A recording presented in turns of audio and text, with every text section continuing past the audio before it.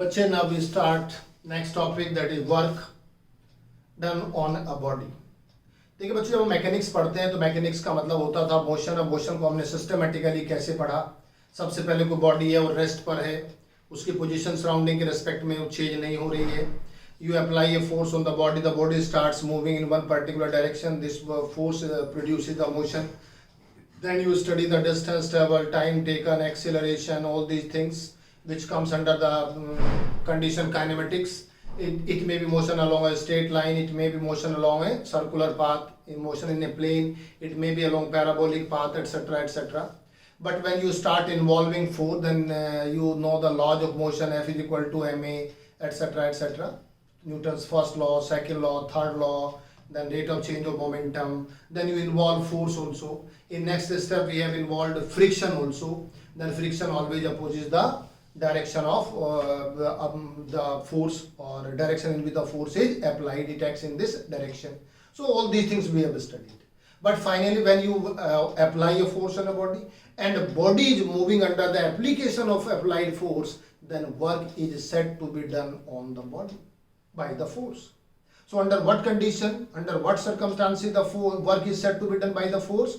When you apply a force on a body and body moves under the application of the force, then the work is said to be done on the body. तब हम कहेंगे कि force ने work किया है। अगर उस work force की वजह से बॉडी क्या हो जाए, डिस्प्लेस हो जाए, तब हम उसे कहते हैं वर्क डन हो गया। तो क्या हुआ वर्क की डेफिनेशन बच्चों? अगर हम वर्क को डिफाइन करें, work is said to be done, it is said to be done on a body if, कब होता है? A body if it moves under the application of force.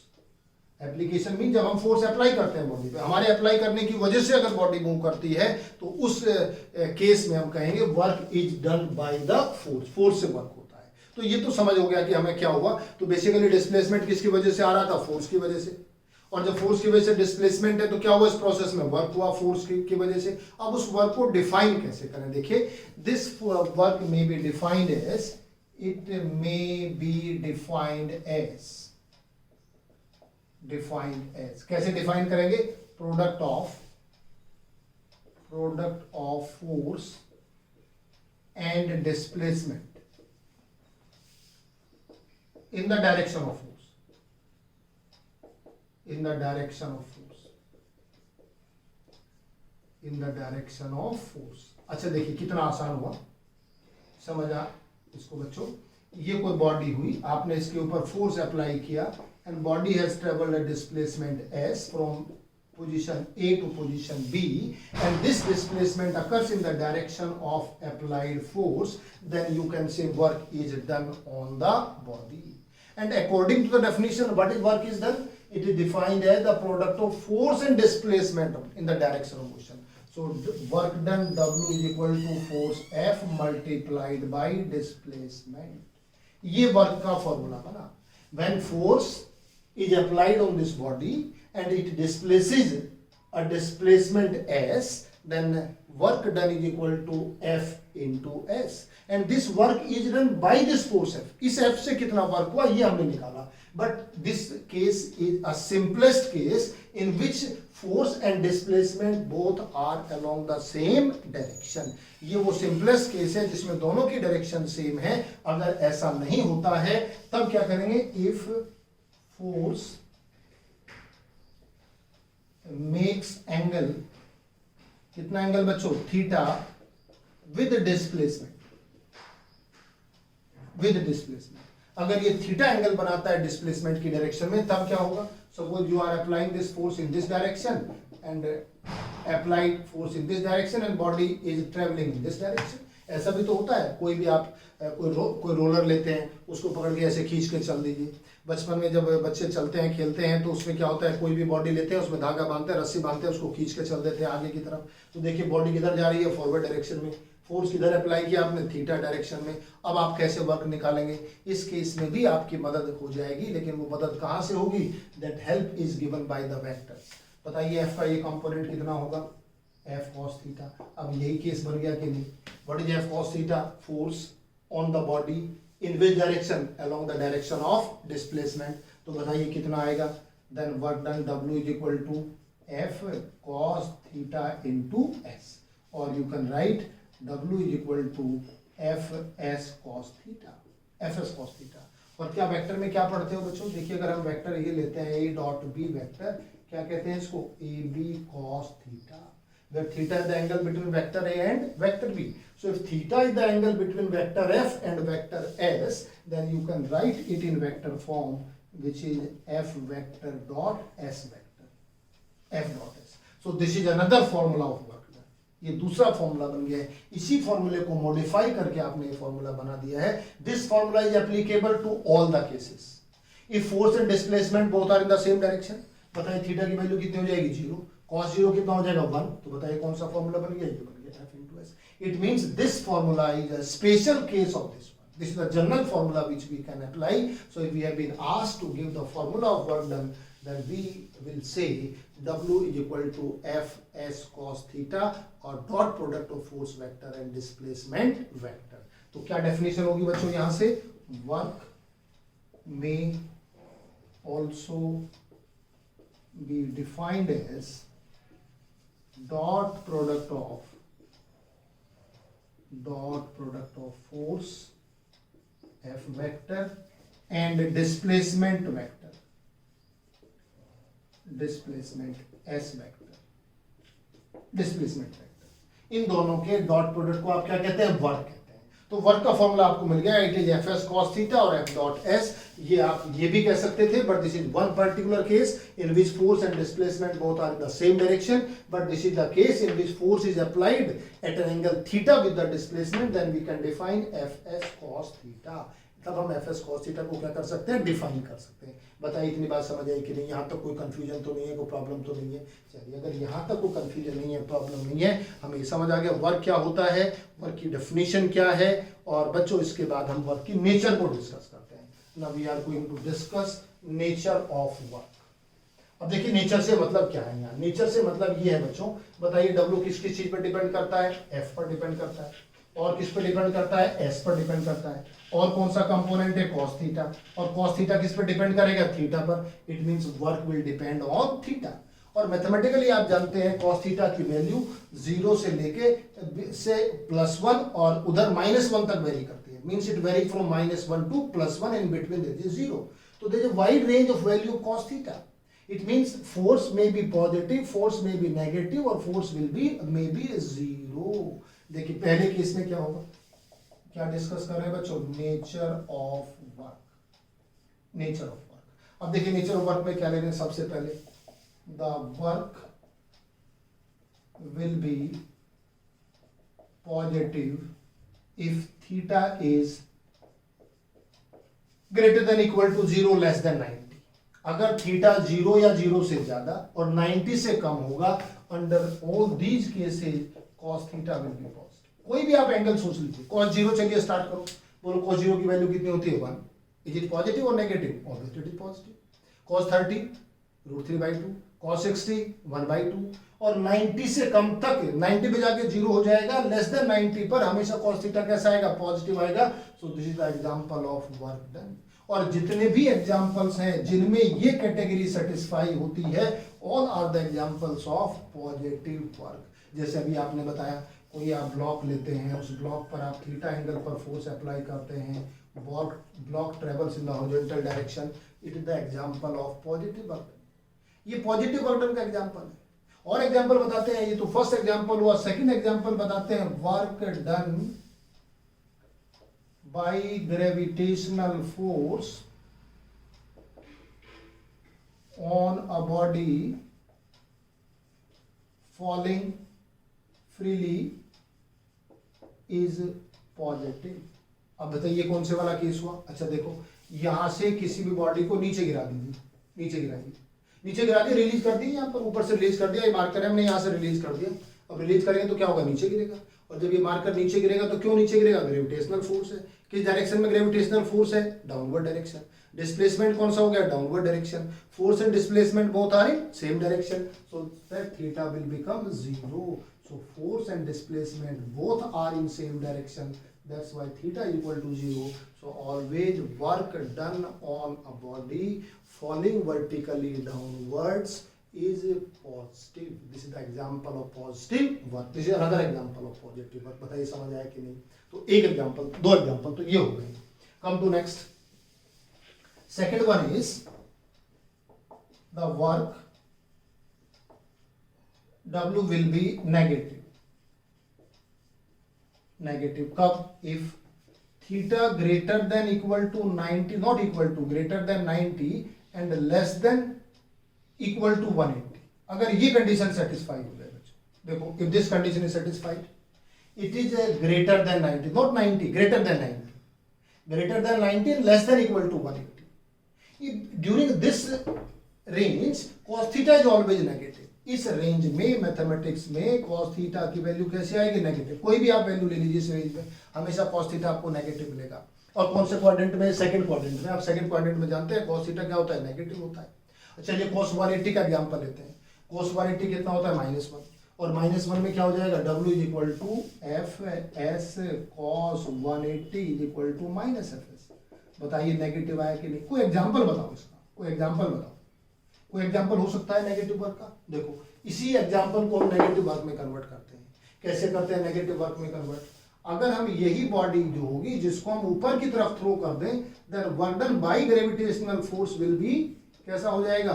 Negative. देखो ये थीटा 180 डिग्री हुआ कि नहीं? कैसे हुआ 180 डिग्री? डिस्प्लेसमेंट किधर है? ऊपर. फोर्स किधर लगा हुआ है? नीचे. तो जब बॉडी नीचे से ऊपर जाती है, when the body is going upward direction, it is throne by us in upward direction, the force acts in downward direction. Displacement is in upward direction, so the angle between them is 180 degree, and if angle between them is 180 degree, then work done by gravitational force will be negative. अब वही gravitational force से work होगा negative होगा. जब body ऊपर से नीचे गिर रही थी तो कैसा वर्क था? पॉजिटिव था. तब भी gravitational force, work done by the gravitational force था. अभी भी work done by the gravitational force है. लेकिन अगर बॉडी ऊपर से नीचे जाती है तो force and displacement both are in the same direction and cos theta will be positive. So it is the example of positive work. But when the body is thrown vertically upwards, then work done by gravitational force will be negative because force and displacement are in opposite direction. Body is moving up and force is acting vertically downwards, so the work done by gravitational force will be negative. और भी example बता सकते हैं. इसके अलावा हम दूसरा example भी बता सकते हैं. अच्छा इसी एग्जांपल में देखिए, अगर इसी का हम डायग्राम बनाएं, पहले इसी को एक्सप्लेन कर देते हैं. एक एग्जांपल आपने ये लिया और इस एग्जांपल में क्या किया आपने? बॉडी को यहां से ऊपर भेजा और यहां तक लेके आ गया. ये ऊपर जाने की डायरेक्शन है, ये नीचे नहीं. तो ये तो हो गया पॉजिटिव और ये कैसा हो गया? नेगेटिव हो गया. तो ऊपर जाने का वर्क तो कैसा हुआ? नेगेटिव. और ऊपर से नीचे आने का वर्क कैसा हुआ? पॉजिटिव. क्या तीसरी कंडीशन नहीं है? This is one more condition. कौन सी कंडीशन है? Third condition. If theta is equal to 90 degree. ये भी तो पॉसिबिलिटी है. देखो थीटा 90 में यहां भी बचा है, यहाँ लेस देन 90 है. Here it is greater then 90 and here it is equal to 90. What about cos theta? Cos 90 की वैल्यू बताओ कितनी होती है? 0 होती है. And if it is 0, then what about W? W is equal to Fs cos 90, that is equal to 0. 0 work done. There is no work done on the body. Body force से कोई भी work नहीं होगा. अगर angle कितना बन जाए? 90 degree का एंगल बन जाए, then there is no work done by the force on the body. क्या ऐसे भी एग्जांपल हो सकते हैं? Yes, देखिए हम एग्जांपल देकर समझाते हैं. Let's have an example. ये सबको क्लियर हो गया था पॉजिटिव नेगेटिव वाला? तो अच्छा, अब देखिए इससे अगला एग्जांपल लेते हैं. आपने कभी सर्कुलर मोशन का एग्जांपल लिया है? सर्कुलर मोशन बताइए, उसमें फोर्स किधर लगता है? सेंटीपिटल फोर्स होता है. और सेंटीपिटल फोर्स की डायरेक्शन किधर होती है?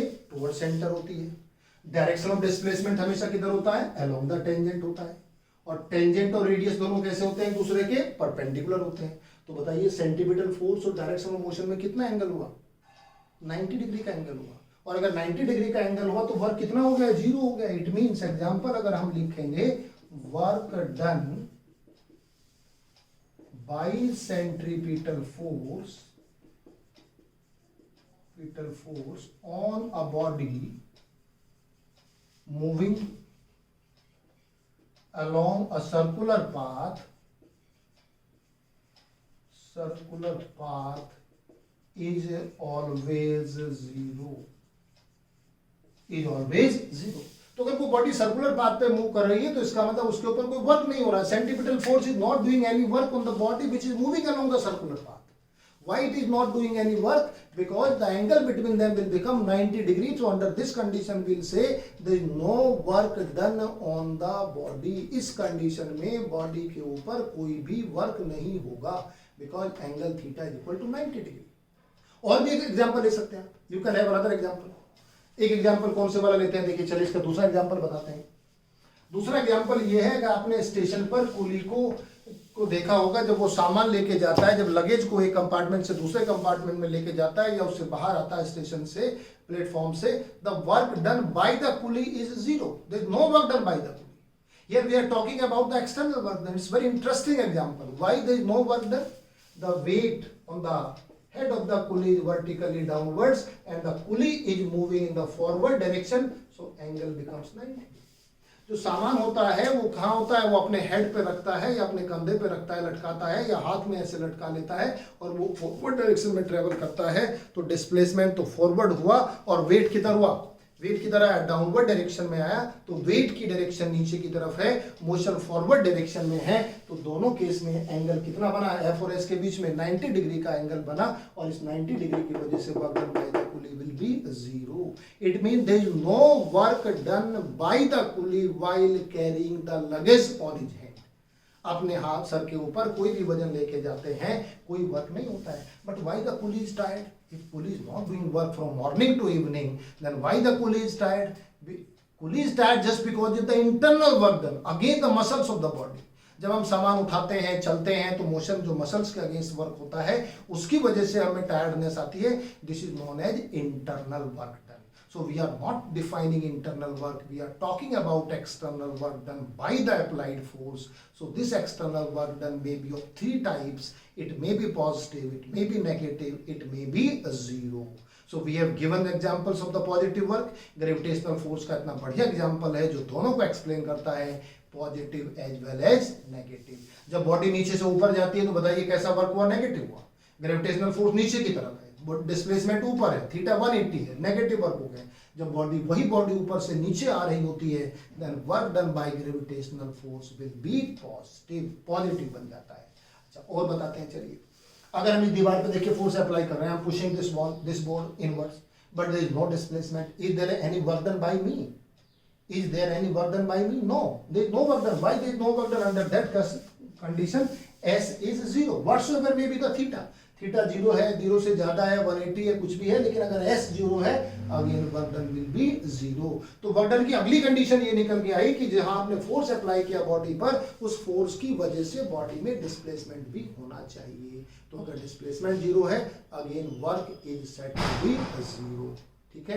चलिए एक एग्जांपल और हम देते हैं. उस एग्जांपल को आपको बताना होगा वो किस कैटेगरी को बिलोंग करेगा. अभी हमने इससे पहले टॉपिक डिस्कस किए थे फ्रिक्शनल फोर्स.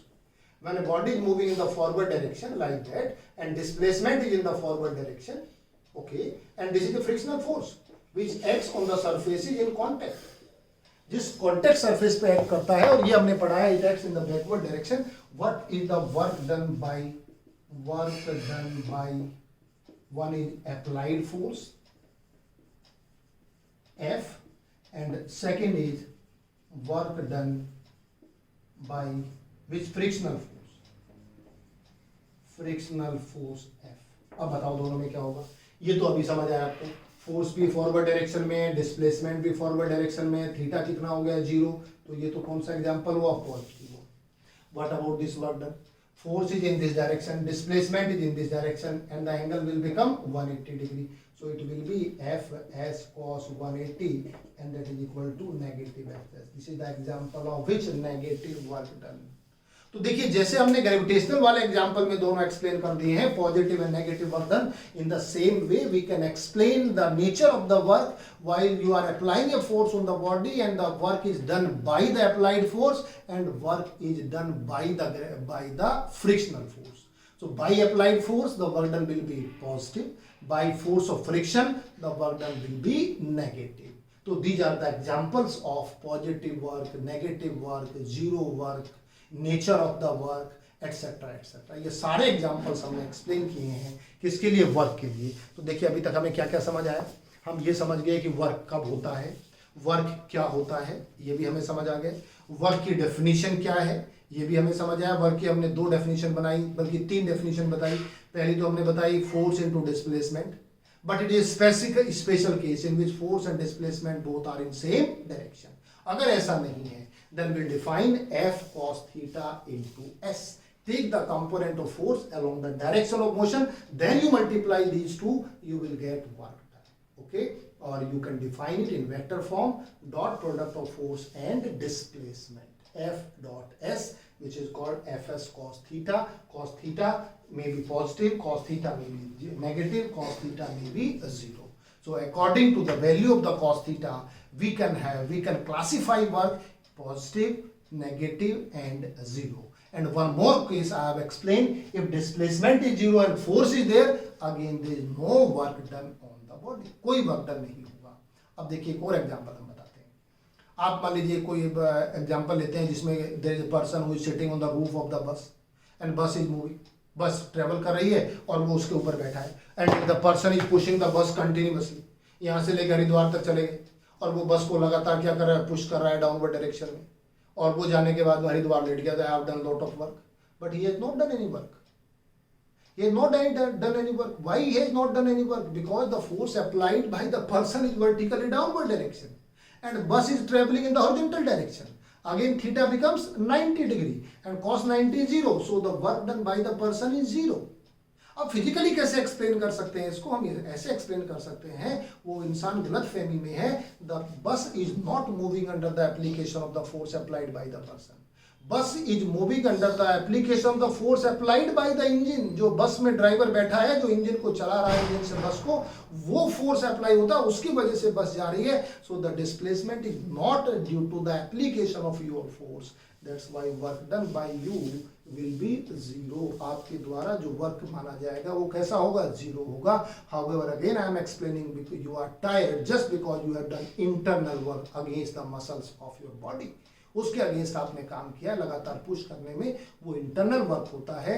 जो हम यहाँ डिफाइन करते हैं वो बॉडी के ऊपर एक्सटर्नल वर्क को डिफाइन करते हैं।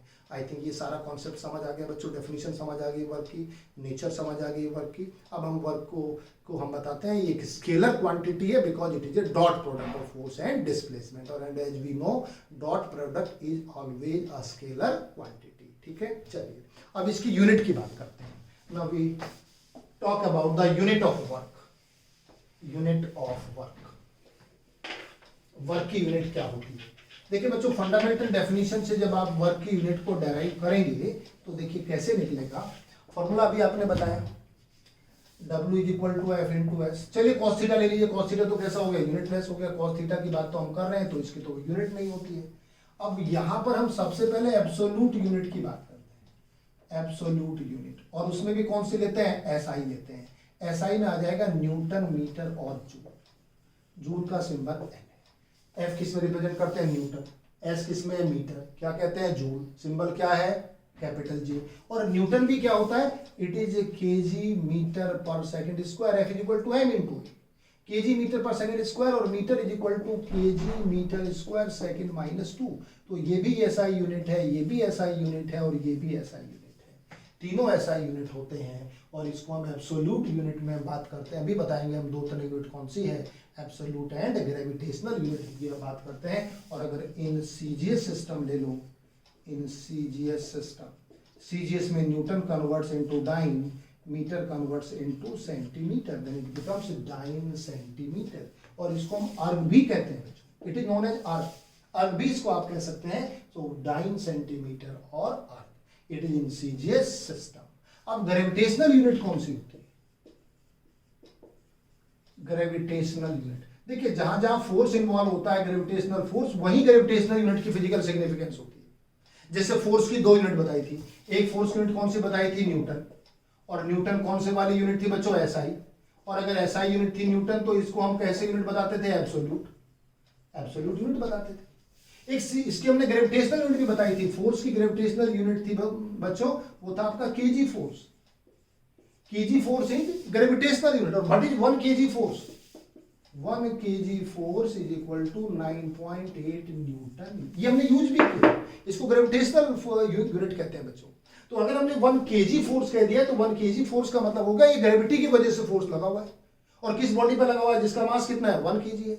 और हम जानते हैं फोर्स का फॉर्मूला क्या होता है m × a, और जब ग्रेविटी की वजह से लेते हो तो a किस में कन्वर्ट हो जाता है, g में कन्वर्ट हो जाता है। g की वैल्यू कितनी है 9.8 है, मास कितने kg है 1 है, तो 1 × 9.8 कितना हो गया 9.8 newton. So this is a way to convert which unit, absolute gravitational unit into absolute unit. तो this is called gravitational unit, this is called absolute unit. ये एब्सोल्यूट यूनिट होगी, ये ग्रेविटेशनल यूनिट हो जाएगी। तो दोनों यूनिट में हम काम करते हैं, दोनों यूनिट हम लेते हैं। जैसे हम SI और CGS लेते हैं, एब्सोल्यूट में SI और CGS, इसमें हम इसमें भी ले सकते थे SI और CGS। ये कौन से वाला SI हो गया, CGS लेंगे तो क्या हो जाएगा ग्राम फोर्स हो जाएगा, CGS में क्या हो जाएगा ग्राम फोर्स। तो अगर हम 1 ग्राम फोर्स की बात करते हैं, 1 gram force is equal to किसके इक्वल हो जाएगा 10⁻³ kg फोर्स, और इसको 10⁻³ इंटू 9.8 किस में आ जाएगा न्यूटन में आ जाएगा। तो देखो ऐसे भी आप कन्वर्ट कर सकते हैं, ये भी तरीका हुआ। अब इसमें हमने यूनिट तो डिफाइन कर दी है, एब्सोल्यूट यूनिट पे डिफाइन की है इसमें। अगर इसमें आपसे कहा जाए डिफाइन 1 जूल ऑफ वर्क, अगर हमसे पूछा जाए कि 1 जूल को आप डिफाइन कीजिए तो कैसे डिफाइन करेंगे। देखिए इसको डिफाइन करने के लिए 1 जूल, अच्छा इसी में हम ये चीज और बता देते हैं। अभी हमने फोर्स की यूनिट बताई थी, कौन से वाली kg फोर्स, कौन सी यूनिट थी ये ग्रेविटेशनल, ग्रेविटेशनल। हमें तो वर्क ही बतानी है, वर्क क्या होता है फोर्स इनटू डिस्प्लेसमेंट होता है। तो kg मीटर फोर्स आ गया, kg फोर्स इनटू मीटर हो गया, kg मीटर भी कह देते हैं, kg force multiplied by metre. Work में फोर्स में क्या डिफरेंस है, फोर्स को किससे मल्टीप्लाई करते हो डिस्प्लेसमेंट से, और जब डिस्प्लेसमेंट से मल्टीप्लाई करते हैं तो क्या आता है वर्क आता है, और इसकी यूनिट क्या है kg फोर्स है। तो हम इसको कह सकते हैं kg मीटर, वैसे तो kg फोर्स मीटर कहते हैं, लेकिन शॉर्ट में क्या कह सकते हो kg मीटर। तो जो kg मीटर की आप बात कर रहे हैं this is A gravitational unit of work, और 1 kg मीटर हो जाएगा 9.8 जूल, 9.8 जूल ये हो जाएगा। जैसे 1 kg किसके इक्वल है 9.8 न्यूटन के इक्वल है, और न्यूटन इंटू मीटर किसके इक्वल हो जाएगा जूल के इक्वल हो जाएगा। तो कहीं कहीं हमको ग्रेविटेशनल यूनिट की जरूरत पड़ जाती है, और जब ग्रेविटेशनल यूनिट की जरूरत पड़ती है, फोर्स की यूनिट हो गया kg फोर्स, और वर्क यूनिट हो गया kg फोर्स मीटर, और इन शॉर्ट समटाइम्स वी से kg मीटर। बोलो बात समझ आई कि नहीं। अच्छा अब इसमें 1 जूल को डिफाइन कैसे करोगे, how will you define 1 joule. बच्चों कभी भी किसी भी यूनिट को डिफाइन करना हो, सबसे पहले उसका फॉर्मूला हमें आना चाहिए। जब हम डिफाइन कर रहे हैं तो W को क्या किया आपने F × S किया। चलिए सिंपलेस्ट केस ले लीजिए 1 जूल वर्क में, if F is equal to 1 newton, S is equal to 1 metre, then what about W, 1 × 1 is equal to 1 joule. किसके इक्वल हो गया W, 1 जूल के इक्वल हो गया, W is equal to 1 joule. और जब W is equal to 1 joule इस case में हो गया है तो कैसे डिफाइन करोगे 1 जूल को यहां से, if 1 Newton is work done on a body which displaces the body by 1 meter, then work done on the body will be 1 joule. Work done on the body will be 1 joule. So 1 joule is the work done on a body by the force of 1 Newton which displaces 1 meter, which displaces the body by 1 meter. So this is called 1 joule. So this is a way to define the क्या बच्चों 1 joule of work. 1 joule को अगर 1 dyne define करना हो तो वो CGS में आ जाएगा। 1 dyne में क्या लेना पड़ेगा, F क्या होगा 1 आर्क डिफाइन करना है तो यहाँ F क्या होगा 1 dyne सीजीएस में, ये क्या होगा centimetre. When 1 dyne force displaces a body by 1 centimeter, then work done by the force will be 1 arc हो जाएगा। So this is a way define joule and arc। इस तरह से हम जूल को भी डिफाइन कर सकते हैं और इस तरीके से हम किसको डिफाइन कर सकते हैं, आर्क को भी डिफाइन कर सकते हैं बच्चों। तो ये आपका हो गया पूरा कॉन्सेप्ट जिसमें हमने वर्क बताया, वर्क क्या होता है, वर्क की सिग्निफिकेंस का मतलब क्या है, वर्क आया कैसे और वर्क से फिर हमने इसको डिफाइन किया। इसको हमने पहले हमने डिफाइन किया था फोर्स इनटू डिस्प्लेसमेंट, फिर हमने इसके अलग अलग केस में इसको बताया, फिर हमने इसकी नेचर डिस्क्राइब की, डिस्कस की, फिर हमने इसकी यूनिट बताई, ये बताया कि स्केलर क्वांटिटी है, positive negative zero work done के एग्जांपल्स डिस्कस किए, और फाइनली हमने क्या बताया, इसकी यूनिट्स बताई बच्चों। सो this is all about work done. आज के लेक्चर में आप इसको इतना ही रखेंगे और इसके आगे का पार्ट हम स्टार्ट करेंगे इन द नेक्स्ट लेक्चर।